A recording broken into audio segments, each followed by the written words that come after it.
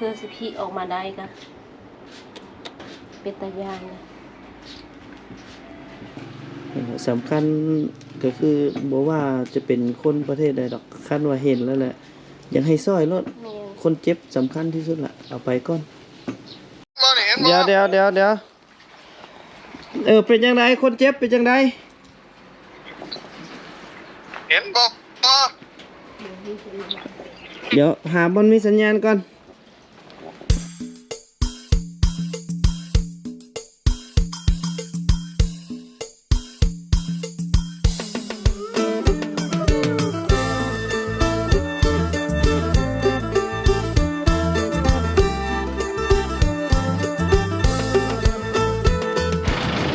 โดยสาร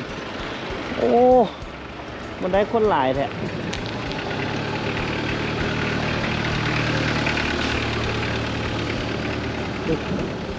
ก็ติดยาวเลยนะครับเดี๋ยวเราเข้าไป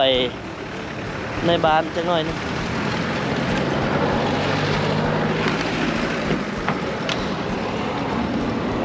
ประเทศนี้ก็ถือว่าก็มีคนบาดเจ็บคนหนึ่งพี่น้องเนาะก็คือ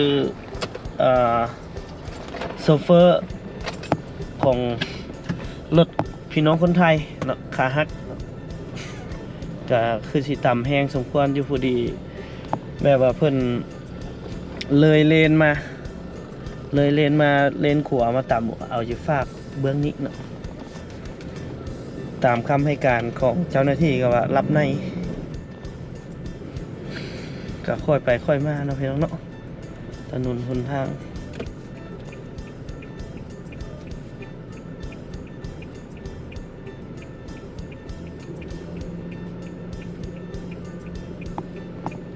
บ่เตียงกันสิบ่เข้าไป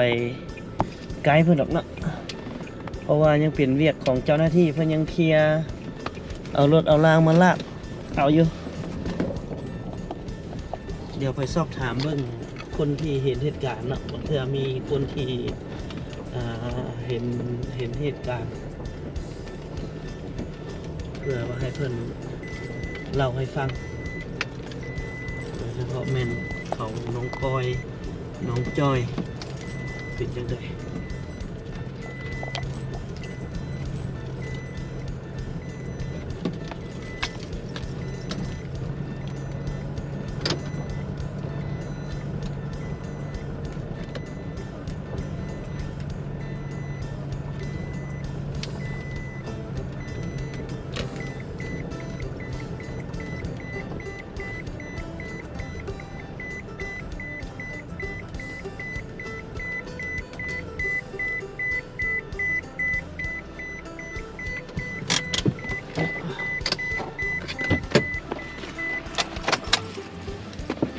เดี๋ยวเขาจอดไว้นี่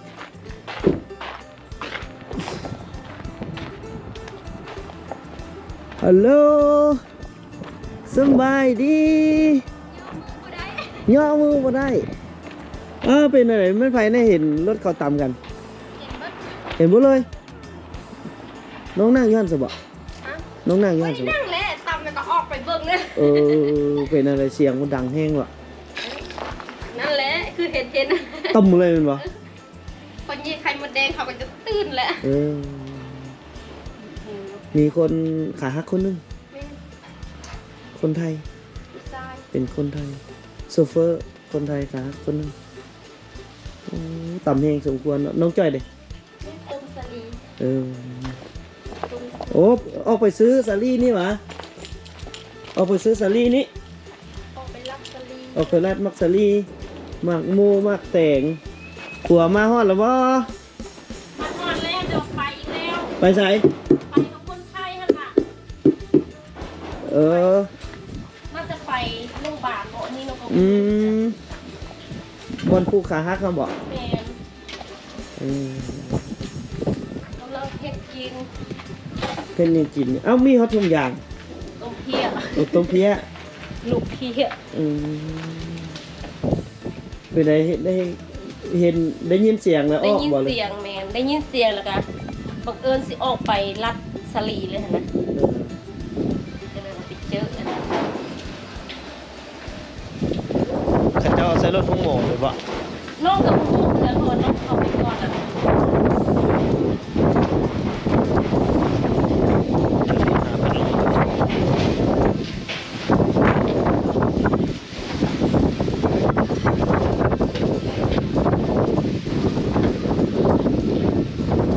โอ้ตอนมันต่ำตอนไหนวะประมาณจังโมงประมาณ8 โมงถามเจ้าหน้าที่เพิ่นว่ารับในอยู่ซั่นเดี๋ยวโทรหาบ่ตอบมึงก่อน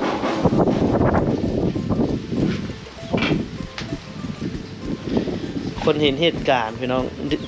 แต่ว่ามันต่ำแล้วแมันบ่ แม่ตำแล้วแล้วน้องก็ออกไป จุมีจุใดนั่งอยู่ในศาลาแน่ตอนนั้น มี บ่มีเพิ่นเลย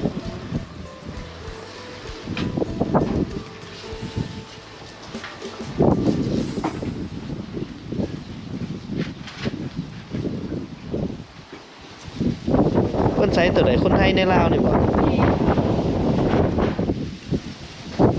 เอ้าสัญญาณเน็ตค่อยบ่ได้ รักเก้าไหม แม่น เก้าเลยเต็ม สิเฮ็ดลาบบ่นี่ แม่ โอ้ยเสียง เองดนตรี เสียงดนตรีโอ้มีดนตรีในหัวใจอีหลี แม่มีดนตรี โอ้โอ้เอ้า เพิ่นบ่ได้ตัดเทือก คนจงไว้ มื้อนั้นเราสิเฮ็ดให้มันคำก่อนก็เลยเพอมาเฮือนหลังนี้บ่เคยว่าสำเร็จในมื้อเดียวดอกมันต้องค้างคืน2คืน3คืน ต้องค้างไว้เรื่อยๆเนาะ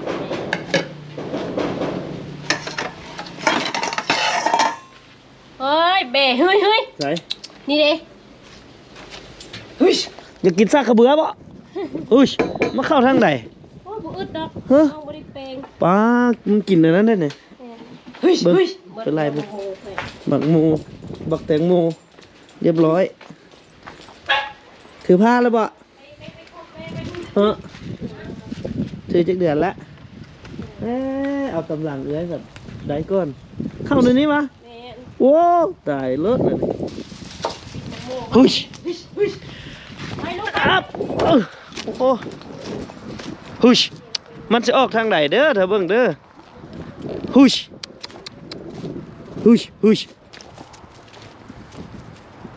มันเก่งสำไรเบิ่งโอ้ยอยู่นี่จอยเอ้ยโอ้ยหูใหญ่ว่ะว้าสำนี้มันก็ยังมุ่นเรียบร้อยเพื่อนจีเพื่อนป่านนี้จังมาไล่โอ้โน่เฮ็ดคือขนาดหมู่จะไล่ออกแล้วจะเฮ็ดแล่นตำหลังตายเหรอนางเพื่อนโอ้เบิ่งหมกหมูนี่เซ็ตให้กับอันนี่เซ็ตให้ตัวแบะมาแล้วพี่น้องเอ้ยส่วนบักแตงโมเพิ่นก็ได้โอ้เรียบร้อยหมดแล้วตายแล้วก็มี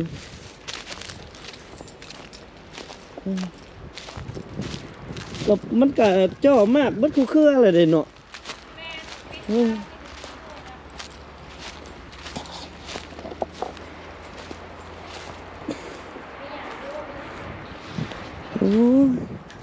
หมูไล่แล้วเราจะไปละแล่นตำหลังความขี้ยานแบตี้ผู้ดีเจอเพิ่นมาทักเพิ่นก็ว่าติดตามตั้งแต่ผู้แล้วบ่ตอมมาอยู่บ้านนาดีทับอิฐผู้แหละมาต้อมมาทอดกับไปกับเพิ่นเลย อืม เพิ่นไปซอยงับขาเพิ่นอีกทำอีทำขายังบ่ออกหรอกเพื่อสิพี่ออกมาได้ก็เป็นตายานนะ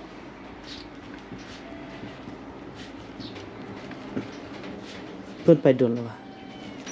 ก็เกือบจะครึ่งชั่วโมงไปได้แหละ แต่ยังบ่ฮอดชั่วโมงหรอก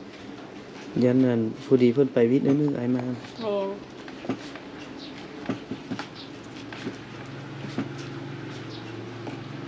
สำคัญก็คือบ่ว่าจะเป็นคนประเทศใดดอกคันว่าเห็นแล้วแหละอยากให้ซอยรถ แม่น คนเจ็บสำคัญที่สุดล่ะเอาไปก่อนเรื่องอื่นค่อยว่ากันตำลัง เดี๋ยวประกันภัยเขาเคลียร์กันเอง จีเอ้ยลูก จี้เลยตัวแบ้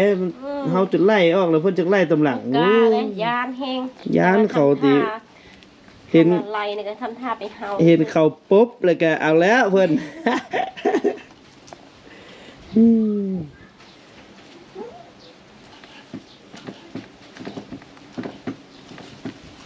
โอ้โทรบ่ได้ล่ะ บ่ได้บ่ ของอ้ายมันล็อกเกามันสัญ โอ้ ญาณ สั บ่ ญ ขึ้น ญาณ ลองโทรบ่ได้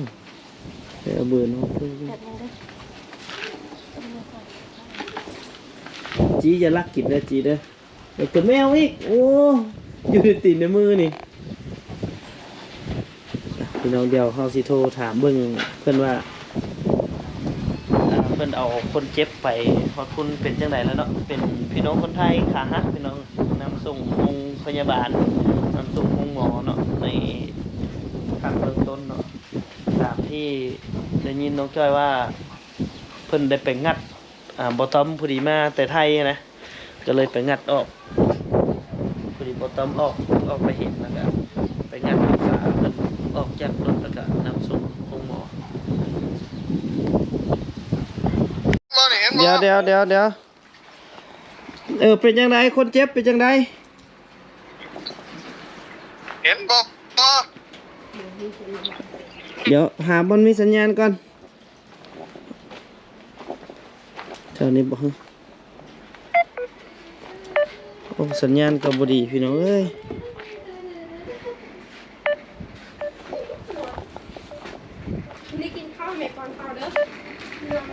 สัญญาณหนักหน่วงเลยสัญญาณนี่คือหายากเถอะวะกลัวหาเงินนี่เว้ยหาสัญญาณนี่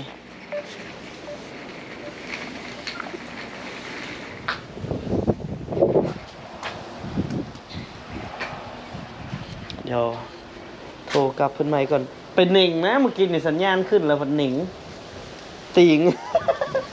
ย้ายบ้อนรุดเลย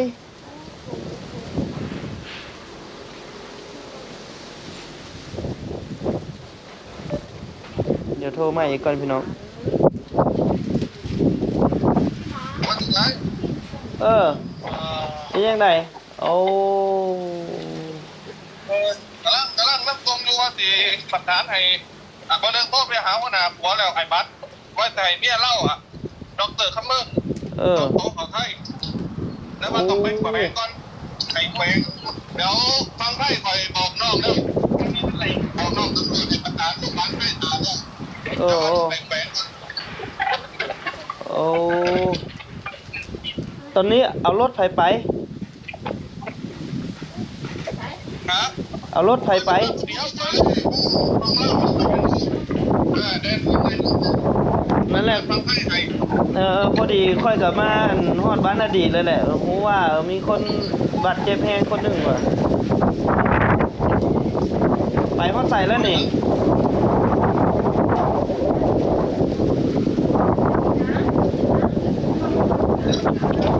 ไปฮอดใส่แล้วบอกต้อง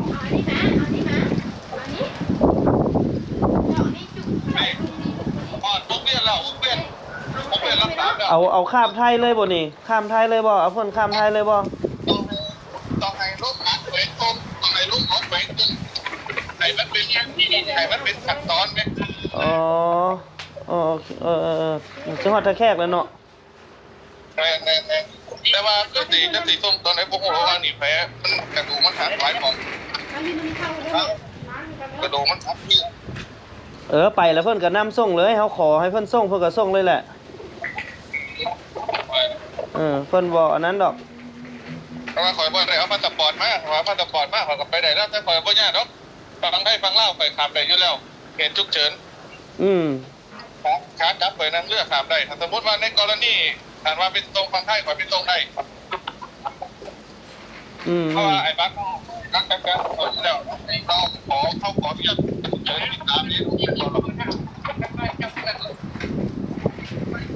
โอ้เห็นแล้วเห็นรถแล้วโอ้มันแห้งอีหลีว่ะเอาพาเพิ่นไปซะบ่ต้องเว้ยโอเคเอาคนเดียวก็เพชรคนไปกันต้องตามอะไรมาต่อย เออเออ ขับรถคนรับบนรถผมก็ผ่อนเป็นกันก่อน เออเออ เจ๊ จังใดแล้วจังใดแล้วให้คันให้ค่อยลงไปก็บอกเด้อ โอเคโอเค ค่อยเอารถมาอยู่ เพราะว่าข่อยก็บ่ได้เอาบัตรประชาชนเอาอย่างมาก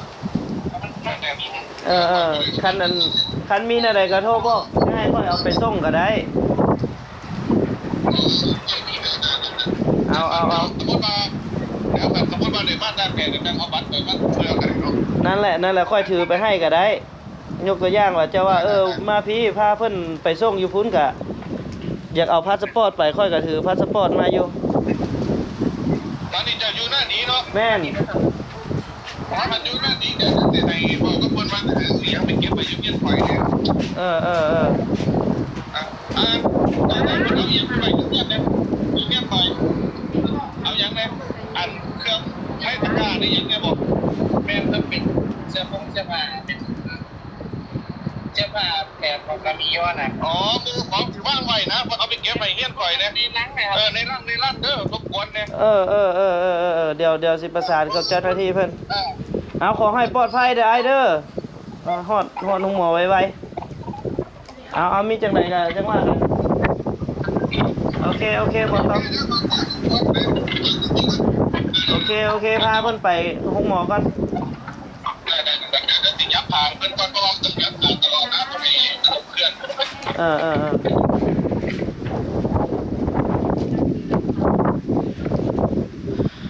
พี่น้องเอ้ย